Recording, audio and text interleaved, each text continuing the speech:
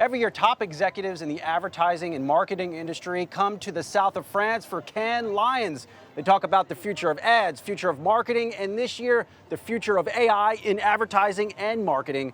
Yahoo Finance sat down with some of the best minds in the business to talk all things future of advertising and marketing.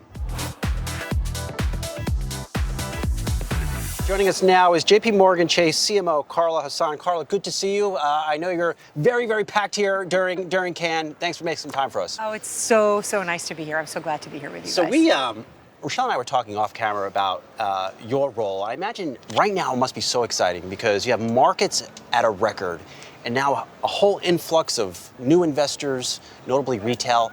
How does that change how you market to this community? It's a really, really good question, actually. You know, when we think of the wealth spectrum and you've got people that are starting to figure out what they want to do with their wealth. You've got folks that are established from a wealth perspective that know a lot and are very informed. And so for us, it's really trying to figure out how we segment who those customers are and how we talk to them. And so, for example, you know, you've got folks that are starting to think about what their wealth should look like 10 years from now, 20 years from now, 30 years from now. And for those folks, we think about what are the products that they actually are going to need, and for example, like some people like to do it on their own. So we've got a self-directed product for them. Some people like to pick up the phone and call an advisor, right? Because it's comfort for them, right? And so we really think about who are the different audiences, who are the different segments, and then how do we talk to them. Then you've got also a more established client that has, potentially, been thinking about their wealth for a very long time, their future for a long time. And so for them, it's much more about continuing to keep them not just engaged, but feel informed. And so we do a lot of events for them. We bring them to the events. We do some thought leadership. So it really is, you've got to segment it. You can't think about the wealth continuum as just one customer. You've got to think about it as, the different phases of their life. Are you extra careful in this environment where every day a stock price seems to be going up and you don't want to tell this community, go out and get the stock, or now's a great time? I imagine you have to put certain safeguards in when things are so excited like right now. I'll tell you, we're extra careful regardless, whether it's an exciting time or whether it's not an exciting time. The thing that I would tell you is, number one is safety of our brand and safety of our customers and our clients. And so for us, it's really about making sure they are as informed as possible so that they have the tools to be able to make the decisions that they need to make for themselves. And so it really is like, we think about it through the cycle, good, bad, otherwise. We really want to think, we put them first, right? So what are their goals? What are their, there are going to be some clients and some customers that are not as aggressive as others. I mean, I'll tell you, for example, even my own family, right? Between myself and my spouse, we have very different points of view of like how we should actually think about investing our own money. And so you've got to be there for whatever their goals and whatever their targets are, regardless of whether, to your point, it's an exciting time or not. And it's interesting because we're getting ready for this massive, the biggest transfer of generational wealth that's coming to millennials. How should they be preparing for this? And what sort of tools and resources could put them in a position really to make the most of this? My gosh, what a great question. And I'll tell you, we think about it all the time. Because like I said, you've got an established crew of people, sometimes older, that understand, that have, good financial acumen, have been thinking about it for a long time. And then you have an entire generation that, frankly, when you think about all the misinformation about financial education that is out there in the marketplace, what we think is what we like to do is make sure that we come in as a trusted brand, right? Helping them, equipping them with thought leadership. So how to think about what's going on, what are the latest trends that are going on in the industry, what are they seeing, what are we seeing in the market, and then informing them so that they can make their own decisions. Because you're right, like today a lot of them are getting their financial education from social media platforms. And, in some cases that might be totally well informed, but in other cases we think that there are people that have been doing this for a really long time. We have a brand that is trusted and we want to give them the tools to help them make the best decisions that they can make for their future. And so it's something we think about quite a bit. And I'll tell you, we are fortunate enough that we have had 200 plus years of doing this, that people trust us. And so we don't take that lightly. We're very, very careful because we understand that look, thinking about your finances is not easy. Yes. And Uncomfortable conversations it's with people. completely uncomfortable. It's also intimidating. I think there are people that, look around you, even in your own circles and my circles, that are, by any definition, wealthy, but actually don't understand how to manage their money. They're scared to have the discussions with their families about it. And so for us, this generation that's coming up, that's coming into new wealth, is very important for us because we want to make sure we're educating them to make the right decisions. And then it's really important for us to give them the right tools. Like I said earlier, you're going to have some people that say, I don't want to talk to a human. I want to do all the research myself, so have the research ready for me to read, which we do, right? And then have the tools for me to be able to transact as I want to. Then there are others that are like, you know what? No, I need to talk to a human. And we just have to make sure, even, by the way, at a younger age, you'd be very, very surprised how many people, even the younger generation that is so digitally savvy, still wants to talk to an advisor. Well, how concerned are you, Carla, that this generation is listening to experts on YouTube talk about stocks, or viewing people on Reddit as experts, even though they're not? Where are the experts? At companies like a JPMorgan. Yeah. Look, you're concerned. We're concerned about it. Everyone should be concerned about it. And by the way, it doesn't just sit in financial services. It's across the board, right? How people are consuming information and getting information. And so for us, we think it's a huge opportunity for us as a trusted brand to be able to say, here's years and years and years, right, of getting it right, sometimes getting it wrong, and it's okay when we get it wrong. We say we get it wrong. In fact, sometimes we publish, like, here were our predictions. What did we get right? What did we get wrong? So we can help people understand that. I think the more you do that, the more you show transparency, the more you give people the tools, the more trusted as a brand you are. We just have to be able to be where those consumers are.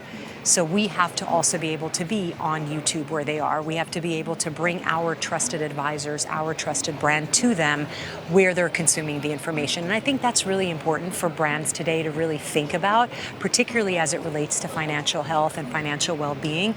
You can't just, if you build it, they will come. Even if you are the best brand out there, which we believe we are, you've got to make sure that you go to where they are. And that, I think, makes me have faith when we are where they are so that they can see our information as well. But I'm concerned about it. I'm concerned. I'm concerned for the new generation. I'm concerned for my daughter who's up and coming, right? Like, and thinking about at some point will come into her own wealth, and I want her to have the right information, And so, Send her to Yahoo Finance.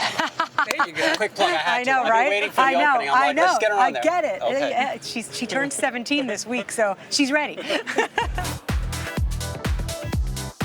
Joining Yahoo Finance in Cannes on this gorgeous day is the gorgeous Dara, Autodesk's CMO. Thank you for taking the time to join us today. Now, obviously, this sort of environment, it's all about marketing. With the name Autodesk, people don't always understand what it is, the business that you do here.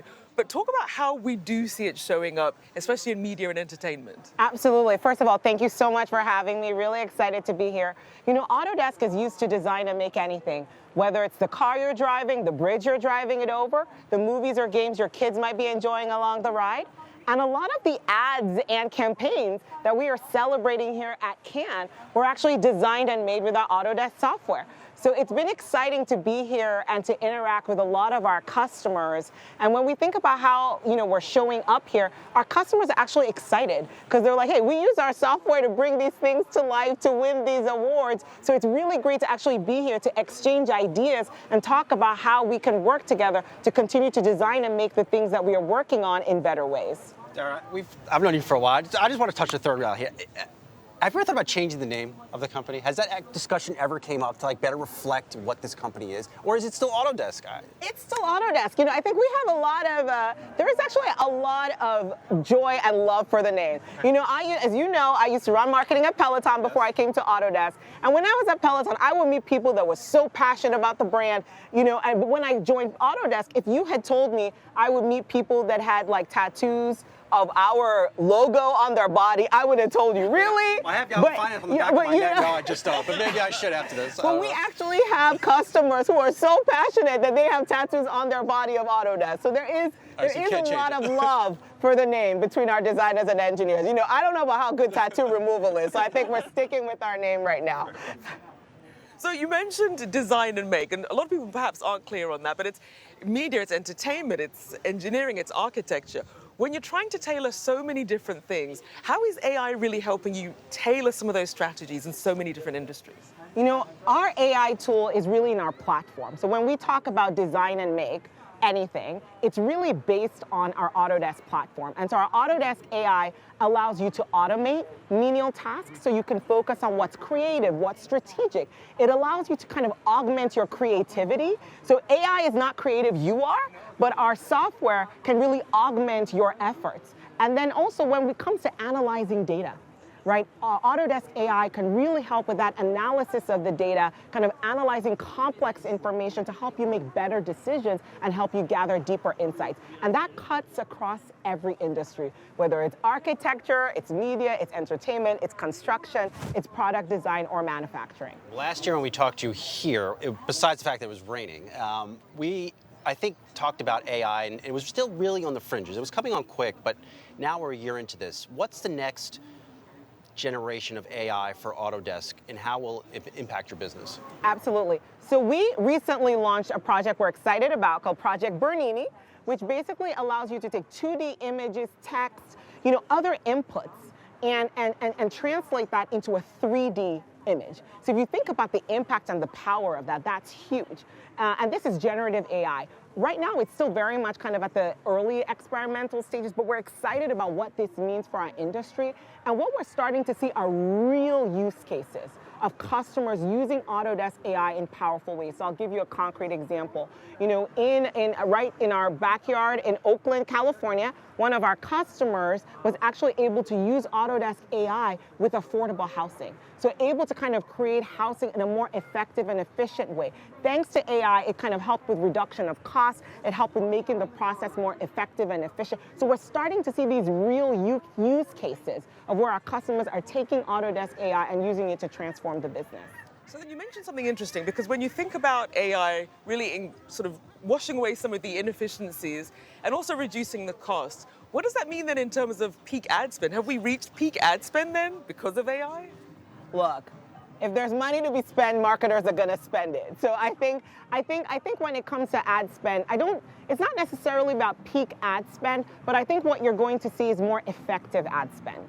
So I think you're going to see, instead of money being spent maybe on, how can I create multiple versions of this? That might be done more effectively with AI, but then maybe I can place this in more effective ways, right? I can use this in better context. So I think you're going to see capital be deployed in more effective ways moving forward, thanks to AI. Is this just an Autodesk thing, or you think under other industries, because of AI, we'll see peak media spend?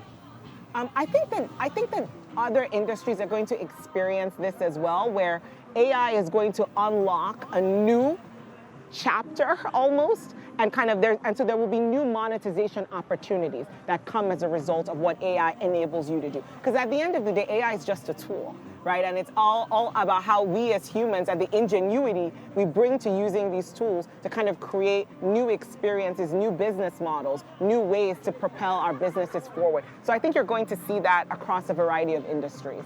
And for some of these new companies that are coming online, obviously it's hard to break through the noise here. How can they really cut through and use some of the tools and resources that Autodesk has to stand out?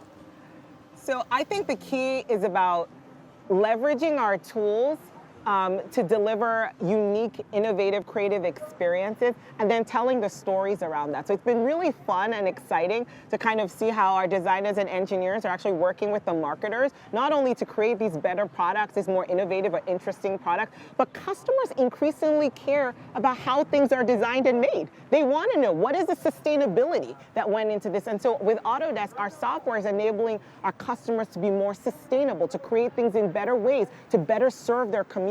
And so starting to tell those stories really helps our customers stand out. Tough question for you here, Dara. One of the top stories right now on Yahoo Finance is Starboard and Autodesk.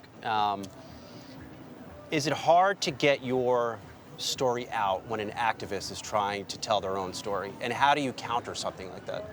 Well, look, it's never, I would say one of the things that we are focused on is listening to our shareholders, right? So we want to hear what all our shareholders have to say, right? As a board, as a management organization, we're focused on making sure that we're listening, and we take constructive input. So we're making sure that we're learning, we're listening is important. But we are very confident in our strategic direction. We're confident in how we're operating as an organization. We just recently released our first quarter earnings for 2025. We had a 13% year-over-year increase in constant currency. So we're proud of the results, and we'll continue to improve and continue to work.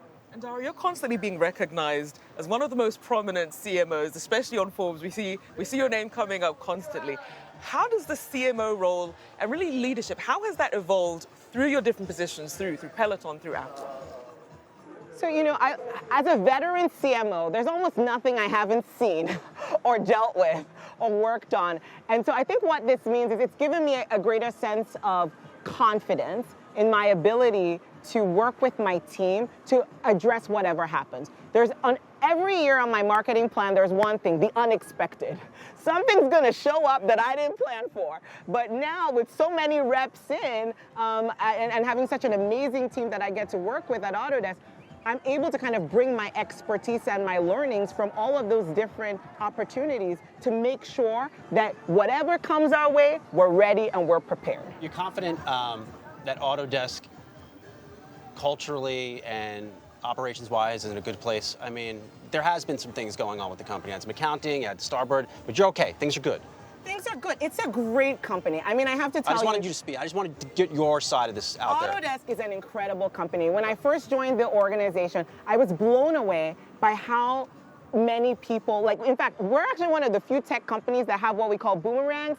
People will work at Autodesk, they go somewhere else, and they'll be like, I need to come back to Autodesk because Autodesk, it's such a great company, focused on putting our customers first, designing and making things in the world around us, the impact that we have, and the culture at the company is amazing. It's one of innovation, one of humility, and just real passion for the work that we do. What we really care about, designing and making a better world for all. That stuff just gets you so excited every morning, and I couldn't be more thrilled and excited for our future and everything that's happening at Autodesk. We appreciate you taking the time to join us out here in Cannes. Dara Treseder, Autodesk's CMO, thank you for joining us. Thank you so much for having me. Joining us down here at Cannes is Lee Brown, Spotify Global Head of Advertising, and most importantly, former Yahoo. So Yes. welcome home, Lee. Thank you so much. So glad to be here. All Thanks for right, having me. we appreciate it here. So lots of talk here on the ground about AI. It's been a topic for the past 2 years. Definitely. But I really think AI means something to a company like Spotify. How is this new technology changing your platform? Yeah, certainly. It's not new for us. We've been leveraging it for a long time, obviously with creation of playlists, with personalization and discovery that we've had on the platform for so long that it's driven over 615 million listeners to the platform, spending on average about 2.5 hours a day. So that deep level of engagement gives us a lot of unbelievable data for us to train off of and for us to make the experience even better. And I think there's just more that's coming. We just released, last year AI DJ. I don't know if X is here with us this year. He's the voice of our AI DJ, which is something that we're really excited about, and our listeners have responded so well to.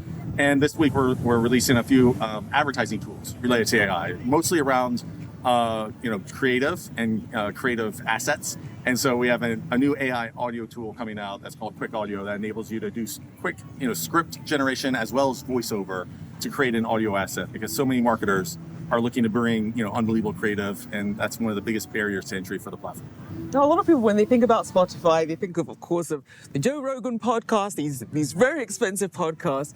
But how would you describe the next evolution of Spotify to someone who really that was their entry point? Oh, what a great question. 4 years ago, I think we were mostly known for a music company, and we still are. That's the heart of what we do. But we made a really strategic decision to become an audio company and introduce podcasts into the app. And that was, at the time, they said, hey, you have to keep music and podcasts separate. That's what everybody else was doing. And we were sort of among the first that brought them together and really found that, what you listen to both in music as well as on podcasts can come together into a really unique experience. And just recently, we just launched audiobooks. And so we have audiobooks now on the platform as well. So you start to see other forms of content coming into the Spotify experience, which our listeners are loving and embracing, and it's enabled us to have that sort of deep level of engagement. So I think you'll start to see more of those new categories of content coming on with all the personalization and discovery that you expect from your Spotify experience. Where are the ad dollars mostly flowing to? Within the free tier, for sure. So we have several lines of business. Music is certainly our largest line of business, but podcasting is growing immensely fast. And dollars. Yes. Going behind. Yes. Ad dollars are going, mostly in those. I mean, you think about formats, audio and video. Video is still a fast-growing format for us because we have more and more, to answer your question a little bit further, a lot of listeners are like not only coming to Spotify to listen to their podcasts, but they're coming to watch their podcasts. And I think your podcast is on Spotify, which is great. Myself a plug, Good opening shout bid. here. This is how you get more listeners. It's tapping into your network. There you go. Definitely. So it is a vodcast, airs on Yahoo Finance, but also airs in podcast form. Yes. On Spotify. And we find that listeners want to do that dual consumption. They want to like audio first if they're walking or if they're working out or if they're cooking. But if they want to see something like, oh, what is Brian talking about? They want to shift modes to go to the foreground. That's something that we're finding a lot of listeners are doing. Over time, competing with YouTube, do you want to be big in video like that? Well, listen, I think we will, always be audio first, and that will be sort of at the heart of what we've been doing. But I think video as an optional format or as a companion format is something that will enhance the experience or bring more value to that experience. We're sort of taking the cues from our listeners as well. And I have to ask you about the price going up in July.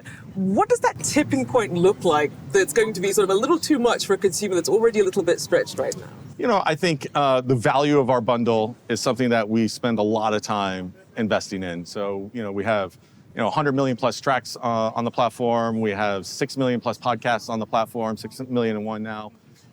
We have 350,000 audiobooks on the platform. And so if you think about the value of the bundle that we're bringing to the marketplace, I think we're very confident. Also in the numbers that we're seeing from those increases, we have a very loyal and very engaged user base. From an ad perspective, what's your biggest concern looking out over the next 12 months? Listen, I think the biggest concern over the next 12 months, really sifting through like the AI landscape and what's that going to bring, especially we're here in Cannes at the Creative Conference. What's going to happen to creativity? Is it going to help creativity? Is it going to kill creativity? And there's that whole debate around, how will AI make advertising better? Better targeting, better brand safety, more relevance, better performance. How does that all play out through machines? And I'm a big advocate that I think it's going to play out in a very positive way for the advertising business. But I think there's a lot, just as we went through all the incarnations of mobile, video, direct response, I think we're about to go through one of those big sea changes within advertising, and it's exciting. Does it kill creativity? I don't think so. I think it will be a great complement. I think it enables you to scale creativity.